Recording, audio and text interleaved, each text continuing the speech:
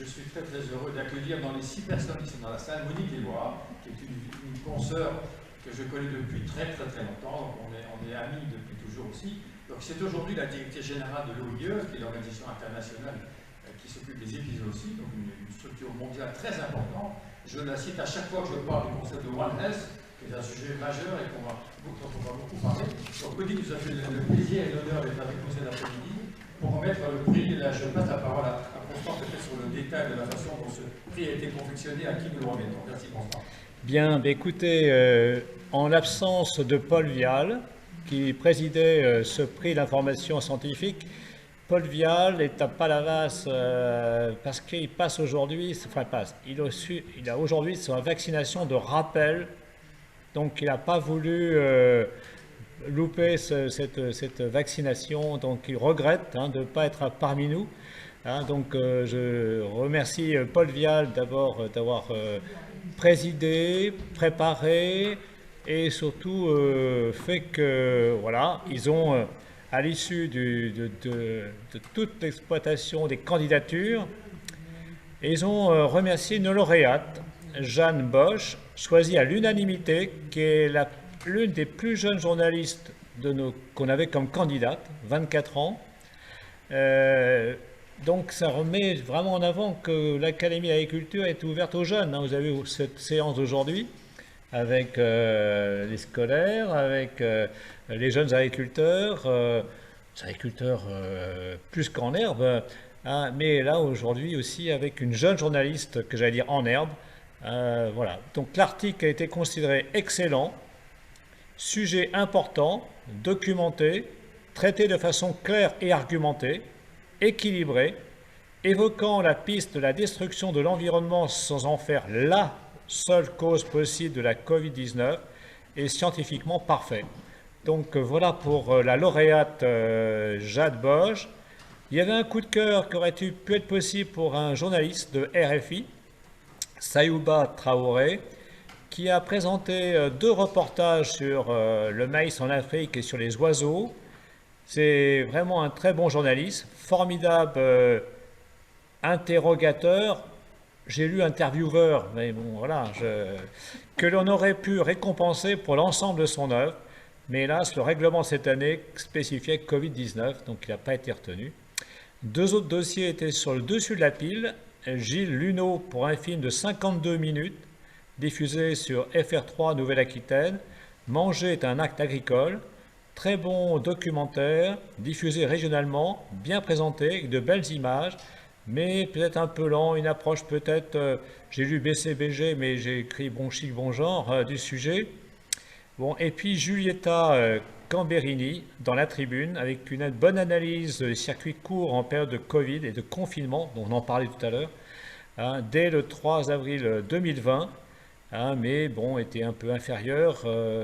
Anne était présente dans ce jury, donc peut témoigner du sérieux d'abord du jury, qui était un jury partagé entre des journalistes et des membres de l'Académie.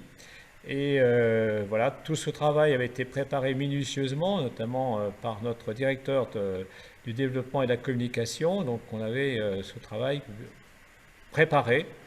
Et maintenant, je vais laisser la parole à notre présidente du moment. Voilà.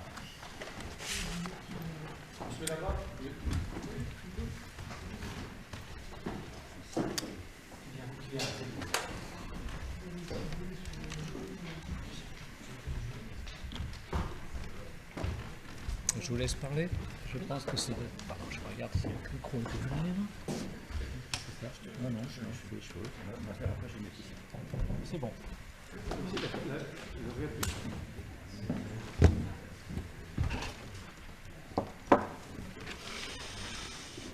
Bonsoir à tout le monde. Bonsoir à ceux qui sont avec nous ce soir dans la salle et ceux qui sont virtuellement avec nous aussi par écran interposé. Et je suis en tout cas très honorée, d'abord parce que c'est la première fois que je suis invitée à l'Académie Agriculture de France, donc c'est ma première visite ici, donc merci, ça me donne cette occasion. Et j'étais effectivement très sensible et honorée quand Le président Brûlé m'a demandé de remettre le prix de l'information scientifique à destination du grand public, que votre académie décerne maintenant depuis quelques années. Et puis surtout, je suis très heureuse de le remettre à une jeune journaliste, puisqu'il paraît que vous êtes la plus jeune lauréate, donc je suis très contente que ça tombe sur moi aujourd'hui. Donc à vous, Madame Jade Bosch, votre article « Les animaux peuvent-ils nous tuer ?» qui, je ne me trompe pas, a été publié dans le magazine 30 millions d'amis. Alors, vous êtes madame ou mademoiselle, si je peux encore dire mademoiselle, même s'il paraît que c'est plus très politiquement correct. Vous verrez à mon âge, on aime bien quand on dit encore mademoiselle. Donc, vous êtes de formation universitaire, initiale en biologie, mais semble-t-il avec un intérêt très rapide pour une formation complémentaire en communication scientifique. Cette double formation est certainement bienvenue pour aider à rendre plus accessibles les connaissances scientifiques au grand public et cette tâche doit être quand même un peu ardue. En effet, et si on reste dans le domaine que je connais un petit peu mieux, qui est celui du domaine médical, la vulgarisation scientifique a sans aucun doute contribué à démystifier un domaine qui était réservé aux initiés. Ça a permis également de faire comprendre des avancées scientifiques et donc à améliorer leur appropriation par la société. Mais d'un temps où on expliquait la parole de l'expert, nous sommes entrés aujourd'hui dans l'ère de sa remise en cause, voire pire, dans une société où chacun se déclare expert en s'autorisant des avis bien péremptoires sur ce qu'il faudrait faire ou ne pas faire. Donc en tant que journaliste scientifique, vous avez sans conteste un brillant avenir devant vous et je crois également que les académies ont également un rôle à jouer pour de temps en temps remettre un petit peu les pendules à l'heure. Alors, le prix de l'Académie d'agriculture de France vous est remis aujourd'hui pour votre article intitulé « Les animaux peuvent-ils nous tuer ?» Alors, je n'ai pas l'intention de débattre à nouveau de cette question puisque votre article, de façon très élogieuse, M. Lecoeur l'a rappelé, a bien retracé les principales causes des émergences qu'on a connues ces dernières années. Les articles scientifiques sont effectivement nombreux. Il y a également de nombreux rapports de commissions scientifiques qui sont une source essentielle pour guider l'action publique. Et je citerai notamment un rapport qui m'a vraiment marqué, qui a été publié l'année dernière, qui a été extrêmement intéressant. C'est celui de la plateforme intergouvernementale scientifique et politique sur la biodiversité et les services écosystémiques. Plus court, c'est le IPBES. Et je crois que beaucoup devraient le lire pour avoir déjà justement une perspective de ce qu'il conviendrait de pouvoir mettre en place pour les années futures. Je préférerais donc très rapidement cet après-midi profiter de l'invitation qui m'a été faite, plutôt pour m'attacher aux principes qui guident les actions que nous essayons de développer afin d'améliorer notre capacité d'anticipation et de réaction, à défaut de pouvoir limiter les émergences, en particulier celles d'agents pathogènes à caractère zoonotique, puisque c'était le sujet de votre article. Je citerai juste quelques pistes. Tout d'abord, on parle beaucoup de santé, mais avant, je voudrais parler du multilatéralisme. En effet, les agents pathogènes n'ont pas de frontières, et donc l'action doit également être sans frontières. Et je crois que toutes les initiatives politiques en faveur du multilatéralisme sont particulièrement importantes, puisque notamment, vous avez cité les aspects de globalisation, des mouvements, des échanges, et donc il faut qu'on ait également une réponse globale, et de voir que certains grands pays reviennent dans les enceintes internationales, je crois, est une bonne nouvelle des derniers mois. Le deuxième point, après le multilatéralisme, que je souhaite souligner, c'est la collaboration intersectorielle. On parle beaucoup de One Health, mais derrière le One Health, cela veut dire que très concrètement, il doit y avoir cette collaboration intersectorielle, et c'est ce que nous essayons de faire, notamment au niveau des agences internationales, en particulier à travers la collaboration tripartite que l'OIE a avec l'OMS et la FAO et qui va être prochainement étendue au programme des Nations Unies pour la protection de l'environnement, de façon à ce que la composante environnementale soit également mieux prise en compte, avec en particulier l'établissement d'un conseil d'experts de haut niveau. Deux autres points que je souhaiterais souligner, c'est l'engagement politique. C'est particulièrement important que cet engagement politique reste et dans la durée. Tout à l'heure, Madame a évoqué le fait que très souvent il y a des modes, on monte et puis après ça, le soufflet redescend.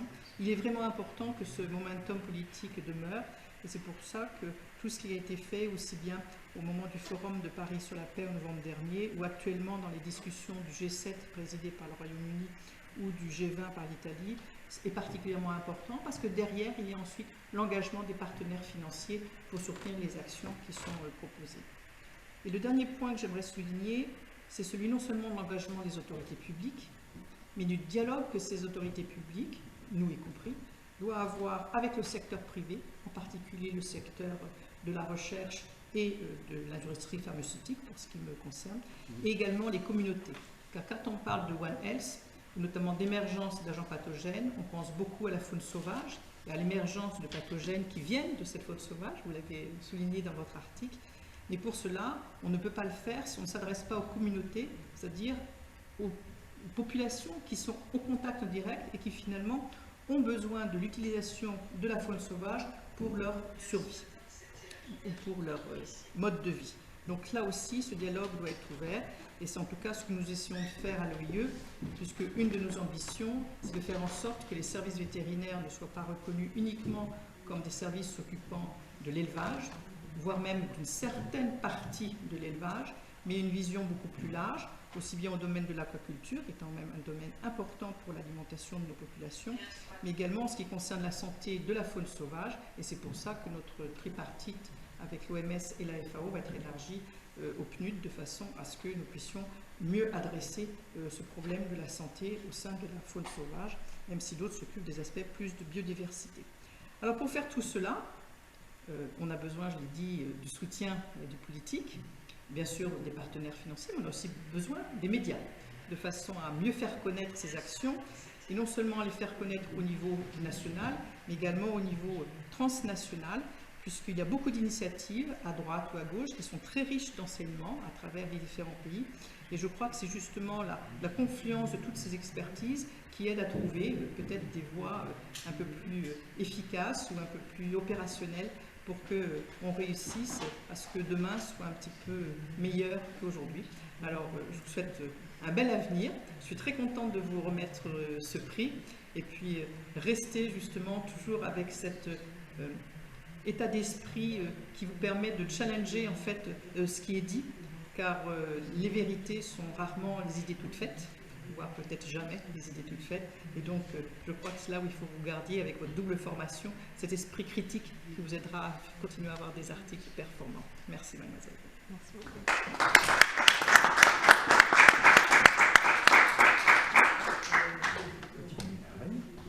C'est moi qui l'ai remis ? Bien sûr. Bien. Alors voilà, vous avez une médaille Et puis et le diplôme qui va avec. Voilà. Merci. Bravo. Je vais te dire quelques mots. Elle peut s'approcher, vous pouvez vous approcher, comme vous voulez. C'est une musique, votre parole. Alors merci, tout d'abord merci au jury d'avoir sélectionné mon travail. C'est un véritable honneur de recevoir ce prix par l'Académie d'agriculture de France et particulièrement en présence de Madame Eloi, car comme vous l'avez rappelé, mon article parlait des zoonoses et du mouvement One Health, un mouvement qu'on essaye vraiment de diffuser avec l'entreprise One Health Media, qui est l'entreprise qui édite le magazine 30 millions d'amis. Et étant moi-même journaliste scientifique, c'était un challenge personnel que de traiter de ces sujets complexes au grand public, de le rendre intéressant et accessible. Et recevoir ce prix me montre que le contrat semble rempli. Moi, j'en suis ravie.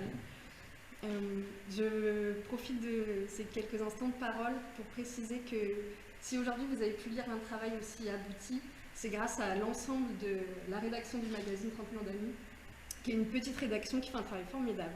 Donc je tenais à remercier tout particulièrement Katia Renard, qui est la rédactrice en chef du magazine 30 millions d'amis, et aussi Élise Lejeune et Audrey Barbucci, qui étaient respectivement secrétaires de rédaction et maquettistes sur ce numéro, et qui sont des métiers très importants pour le lecteur. Voilà. Merci à tous. Bravo.